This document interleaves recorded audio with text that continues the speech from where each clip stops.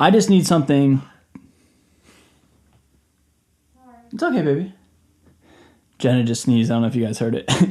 Well, everybody, in my opinion, I think the Fender Stratocaster is the best guitar of all time. And I want to talk about how I set it up for heavier style of music and how you can take what I do and implement it into your next Stratocaster modification or purchase. So this is how you set up your Strat for heavier styles of music. So what is going on, everybody? Thank you so much for joining me for today's video. I'm so excited to knock out today's content because the Stratocaster was the first guitar that I ever fell in love with. Even before, one, I knew what a guitar essentially did, and two, well before I actually started having the itch and the urge to want to see if I could play it myself. I've told this story several times on this channel, but the Jimi Hendrix movie, I was watching it with my father. He had a VHS tape of it, and the Rock Me Baby intro track just blew me away. And then Like a Rolling Stone and Wild Thing and, you know, all those awesome live performances, Johnny B. Good on that VHS. Seeing Jimi Hendrix play the Stratocaster like that blew me away as like a 8 or 9 year old, and I fell in love with the idea and the concept and the aesthetic of a Stratocaster. Now here in present day, I have several Strats. I play them almost all the time, and I love taking Stratocasters, modifying them, making them more my own, and getting them to work in my style of music. And most likely your style of music, since that's the reason why you clicked on this video, right? So unfortunately, my love for the Stratocaster, like a stock Stratocaster, does not necessarily translate well for heavier styles of music. These are made for blues and dad rock at the very most, in my opinion. I've tried for years and years to have stock Stratocasters and just leave them as they are and try to get around the fact that they're not really designed for higher gain tones and heavier styles of music, but in my own experience, it just does not cut it, and you need to do some modifications. So the first thing I do is I find a guitar that I can work with, whether that's a cool color or if it feels good in the hands, like if I take it off the wall at like Guitar Center, or, you know, I get my hands on one any which way.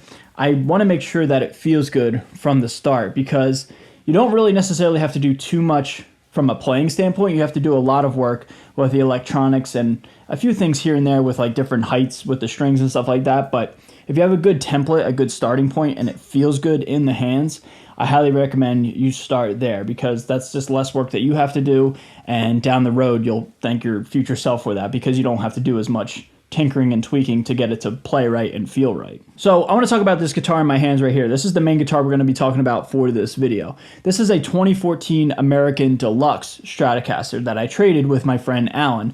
Alan, that's his guitar right there. That's one of my longtime buddies and longtime friends in the guitar community and a helper of this channel.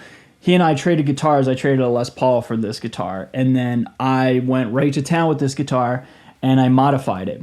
Reason why I wanted this guitar in particular is because when I went over his house several years ago, I picked this guitar up and played it, and it felt amazing in the hands. You guys have actually seen this guitar on this channel before. We're actually talking about it today. When Jenna and I did our latest video ranking guitars, or, you know, she ranked the guitars and we just talked about them, I brought this guitar on as a prop to talk about this is a Fender Stratocaster.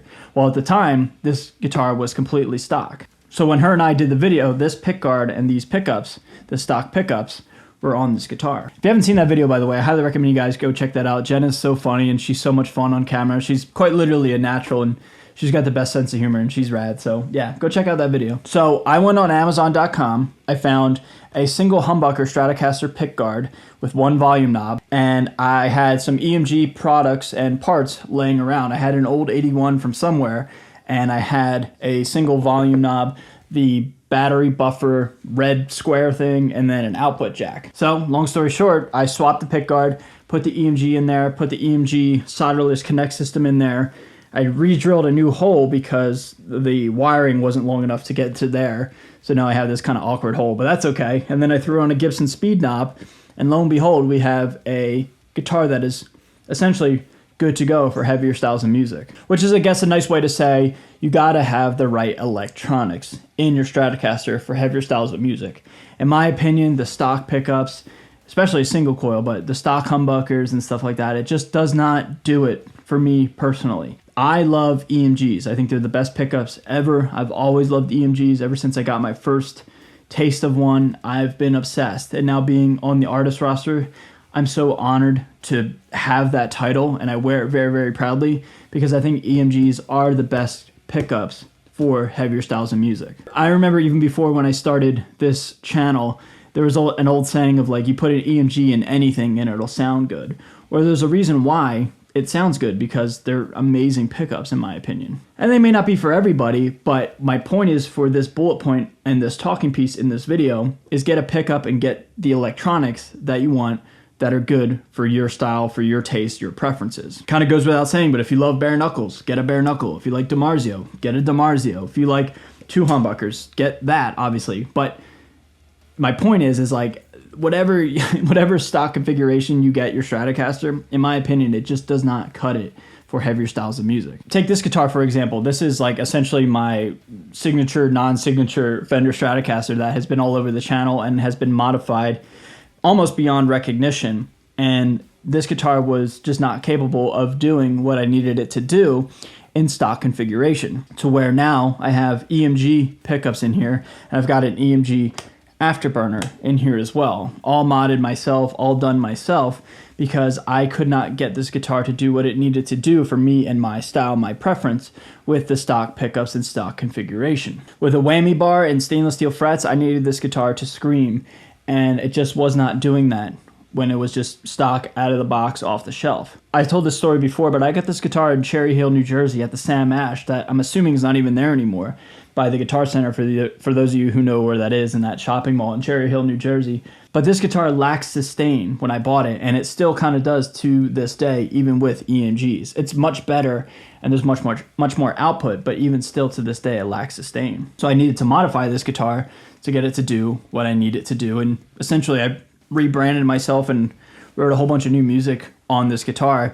I mean, Humans Taste Bad, my latest album, was like almost exclusively this guitar. All the drop A sharp whammy bar stuff was written and recorded on this guitar. Now bringing this guitar on, case in point, it's like now I have it to where I can set it up to have it be exactly what I need it to be, and it can do the job that I'm asking to do it when I send the message through my fingers onto the fretboard. The next thing you're going to need to do for your Stratocaster for heavier styles of music is you're going to need some new strings, and most likely some heavier strings, meaning heavier gauge. And I want to let you guys know that this video is in fact sponsored by Sweetwater, as they're asking me to share with you all these Diodario strings. These are the Diodario 11 to 56 string sets, and I'm so stoked to share these NYXLs with you all because one, I think they're great, and two, I use these and use these live. True story, I flew into Nashville and played my last show with Elijah of 2024, and it was a one-off. My Jim Root Stratocaster was still sitting in his house, in his storage unit, and I needed strings for that show. And he's like, dude, I got a pair of these if you want to try them. And I was like,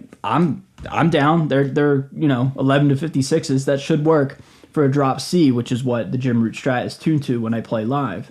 So long story short, I put them on my guitar, played the whole show with the set, and it sounded great, man. And when Sweetwater asked me to share these NYXLs with you all, I was stoked because I actually have real world experience with this literal set. So I'll put a product link down below in the description as well as a pinned comment with these strings. Go scoop some of these up using my link. It helps out the channel, and I stand behind these strings. I love them to death, man, and they sound great in the studio and live. Those strings are actually, a set of those strings are actually on this very guitar right here. This is like my new Strat modification guitar, and I really think I'm going to take this guitar out live. I've got a couple new guitars that I want to test and road test, and I think this is one of them. You know, a DIY modded Stratocaster USA Strat I think would be so sick to play live. It's got the right color, it'll pop on stage. It kind of looks like Mick Mars's guitar, and I've got the NYXL's 11 to 56s. As it pertains to you guys and your Strat modifications, playing heavier style of music, you're going to need heavier strings. I always try to get away with the lightest gauge possible in the studio, so like if you're playing at home, I highly recommend you just get the lightest gauge possible, no matter the tuning. Because in my experience, the lighter the gauge, the better they sound from a recording standpoint.